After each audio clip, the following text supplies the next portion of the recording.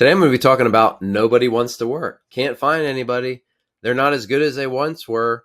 All those things. We're going to be talking about that. So if you like these conversations, if you like the content that we put out, Blue Collar Business Coach, about real world topics, real world things that you can use, like, share, and subscribe to YouTube. Find me on LinkedIn.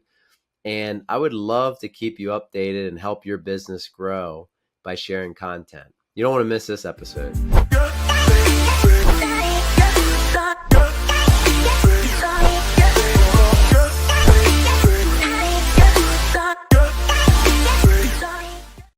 So let's dive into it. We're talking about employees that don't want to work. I continually hear this over and over again as I work with contractors and business owners across the country, whether it's for my podcast or through advising or coaching. It's a reoccurring theme. There's two types of business owners, ones that can find the people, and the other ones always say that employees don't want to work.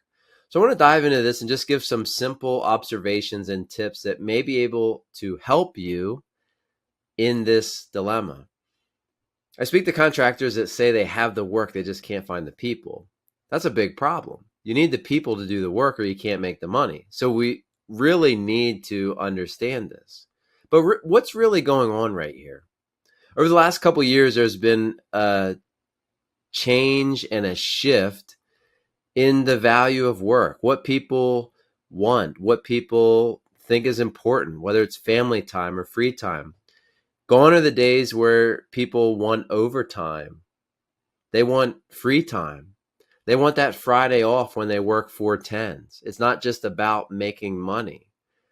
It's not being dedicated to one role or job, especially when we're talking about field labor or, trade, hard manual work and the trades.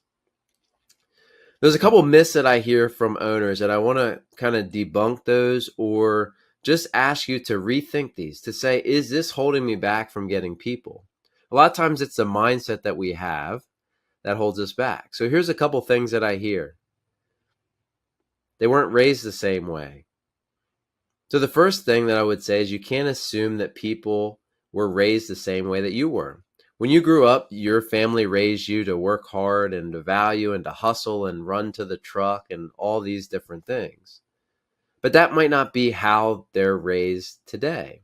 Whether that's good or bad, we got to acknowledge it and we got to accept it. We have to understand that if we want to get over this hurdle, we have to do something about it. We can't just complain about everyone and the generation just not doing what they need to do. We need to have a solution. Complaining doesn't get us anywhere, except just makes us look silly when we keep talking about the problem. I would encourage you to look at it as a challenge to teach people the way that you were taught.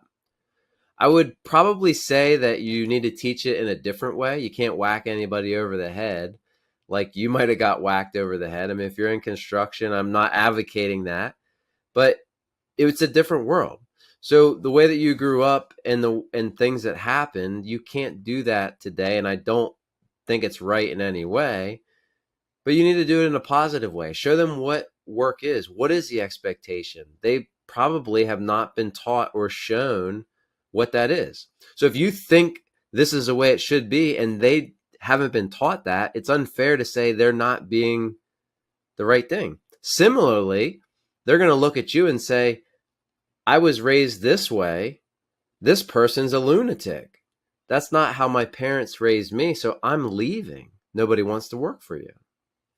Just think about those things. Maybe you have the wrong person. That's another thing that could be happening. If the person is not a fit for your organization and they truly are somebody that isn't working, is always on their phone, doesn't care, messes things up, doesn't care about safety, they're not the right person. I would ask, what's your interview process?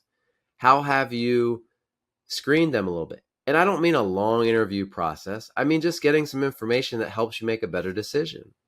We know that we can't take the interview process weeks and weeks because the person's gone. I get that. The other thing is realigning your expectations. So as you have expectations, do you need to realign them to the current reality? If you can do this, it takes the pressure off of what you think this person's supposed to be. If you think every person is supposed to work like you're going to be highly disappointed because they're not.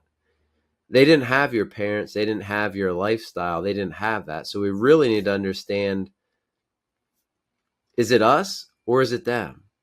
They can blame it on you. You can blame it on them. Let's try to come together and understand what's really going on. How do we realign expectations and be able to teach them? The last thing that I would say is, are you paying a fair rate? Rates have changed a lot in the last couple years. A lot of organizations are not paying a fair rate for what they're asking for their people, which they keep attracting the people that don't want to work and that are causing problems. These are things that are really important. I truly believe that employees want to work. Employees want to do a good job. You have to find the right people, and the good people are working for the companies that value them and their efforts. They're working for the people that respect them, that treat them well, that see them in a positive light. They're producing, they're crushing it, they're winning. I talk to enough people, I see both sides of the coin, and I want to share that encouragement that can be you. But it won't be you if you always just say and blame that the people just aren't working. What you speak is what will happen. If you believe that, there will be no workers for you.